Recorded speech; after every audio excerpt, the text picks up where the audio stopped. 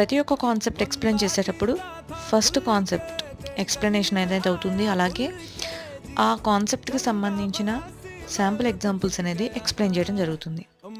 అలాగే ప్రతి ఒక్క టాపిక్కి 3 ప్రాక్టీస్ సెషన్స్ అనేవి ఉంటాయి. ఫస్ట్ ప్రాక్టీస్ సెషన్లో మీకు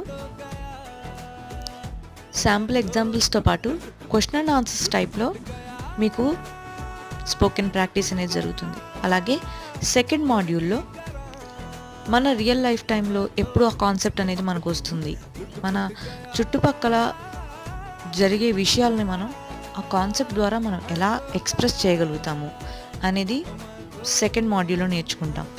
అలాగే థర్డ్ మాడ్యూల్లో ఇప్పటి వరకు ఏదైతే మనం కాన్సెప్ట్స్ కవర్ చేసామో, నేర్చుకొని ఉన్నామో ఆ కాన్సెప్ట్స్ అన్నిటినీ కవర్ చేస్తూ ఇప్పుడు మనం తెలుసుకున్న ప్రజెంట్ సినారియో ఎబిలిటీస్తో ఇంక్లూడ్ చేస్తూ